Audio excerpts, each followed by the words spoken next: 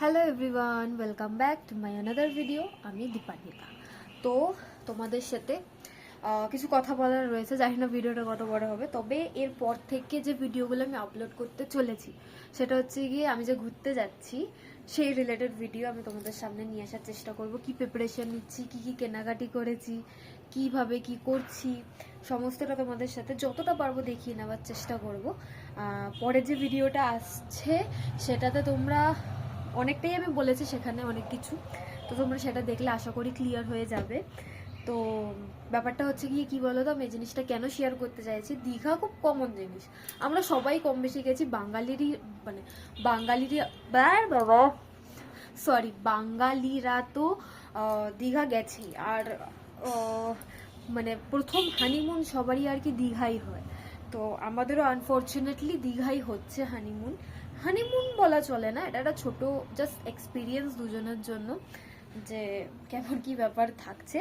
তো সেই অনুযায়ী আমরা দীঘা যাওয়ার প্ল্যান করেছি। মেই মামার থেকে কানা মামা হওয়া যথেষ্ট ভালো, তাই না? তো সেই জন্য আমরা দীঘা যাওয়ার প্ল্যান করেছি। আর যেহেতু এটা আমাদের প্রথম ট্রিপ, ঠিক আছে, আমার লাইফের প্রথম আমার হাজব্যান্ডের সাথে যাওয়া, ভালোবাসার মানুষটার সাথে যাওয়া আমার প্রথম লাইফে, তাই আমি জিনিসটাকে একটা খুব সুন্দরভাবে ক্যাপচার করে ক্যামেরাবন্দি করে রাখতে চাই, যাতে পরবর্তী সময়ে যাই হোক যখনই দেখি জিনিসটা যেন মনে রাখি যে হ্যাঁ এই ব্যাপার ছিল। দ্যাটস ওয়াই আমি এই ভিডিওগুলো বানিয়ে রাখছি।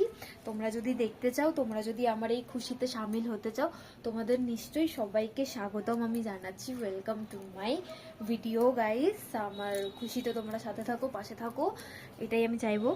আর দীঘা যাচ্ছি জানি, দীঘা খুব কমন জায়গা, বাট যেহেতু আমাদের কাছে প্রথম, আমি এটার জন্যই বলছি, যেহেতু আমাদের কাছে প্রথম, তাই এটা আমার কাছে অনেক স্পেশাল, অনেক বলতে অনেকই স্পেশাল। আর যে জিনিসগুলো আমি বারবার বলতে চাই না সেটা হচ্ছে কি, আমার তো প্রবলেম আছে, আমি বলেছি আমার খাওয়ার কিছু রেস্ট্রিকশন রয়েছে। জানি না 20 তারিখ ডাক্তারকে ফোন করার রয়েছে, ডাক্তারকে আপডেট দেওয়ার রয়েছে 1 মাস বাদে কেমন কি কন্ডিশন আমার, সেটা আমি ডাক্তারকে জানাবো। দিয়ে ডাক্তার যদি বলে যে হ্যাঁ তুমি নর্মাল হালকা ফুলকা খেতে পারবে বাইরে, তাহলে ওখানে গিয়ে হয়তো হালকা ফুলকা কিছু খাবো। আদারওয়াইজ আমাকে একদম নর্মাল খাবারই খেতে হবে, একদম কম ঝাল মশলাওয়ালা খাবার, যেগুলো দীঘায় গিয়ে মানুষ ট্রাই করে, মাছ কাঁকড়া অ্যান্ড অল, সেগুলো হয়তো আমি পারবো না খেতে। আর আমি না খেলে আমার হাজব্যান্ডও খাবে না। তো সেই জিনিসগুলো আমি তোমাদেরকে আগেই ক্লিয়ার করে রাখছি, যদি এরকম কোনো সিচুয়েশন হয় তাহলে আমি বাইরের খাবার দাবার সেরকমভাবে খেতে পারবো না। তো সেটা নিয়ে কে কী ভাববে আমি জানি না, আমি তার জন্য আগে থেকে ক্লিয়ার করে রাখছি জিনিসটা, যে আমার প্রবলেমের জন্য হয়তো পারবো না। কপাল, এটা কপাল ছাড়া আর কিছু না। এর আগেও অনেক ব্যাপার হয়েছে যার জন্য আমরা ঘুরতে যেতে পারিনি, বা দুজনে মিলে খেতে যেতে পারিনি, আমার কারণেই হয়েছে জিনিসগুলো। এনিওয়ে সেগুলো নেগেটিভ কথা, আমি নেগেটিভ কথা তো ছড়াতে চাই না। তবে রিজন হচ্ছে কি এটাই, এই কারণে হয়তো বাইরের খাওয়া দাওয়া সেইভাবে আমি নাও করতে পারি, তবে চেষ্টা করব যে যাই না। এবার ডাক্তার কি বলছে সেটা ডাক্তারের উপর ডিপেন্ড করছে।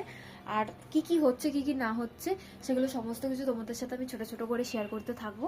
তো তোমরা দেখতে থেকো। এরপর থেকে আমার এখন থেকে আমার দীঘা রিলেটেড ভিডিও স্টার্ট হচ্ছে গাইস। তো স্টে টিউন, চ্যানেলটাকে ফলো করে দাও বা সাবস্ক্রাইব করে দাও, যে যেখান থেকে দেখছো না তো মিস করে যাবে। ভালো লাগে এই ভিডিওগুলো, তো তোমাদের ভালো লাগবে আশা করি।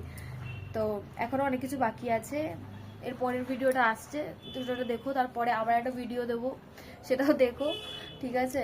তারপরে হচ্ছে কি এখন অনেক কিছু বাকি, আইব্রো করা বাকি আছে, অনেক কিছু বাকি আছে গাইস, গোছানো বাকি রয়েছে, ঠিক আছে? তো এই আর কি। তো সাথে থেকো, পাশে থেকো, দেখতে থেকো ভিডিওটা, কেমন লাগবে জানিও। অ্যান্ড স্টে টিউন গাইস, জলদি আরও ভিডিও আসছে। Thanks for watching guys, by.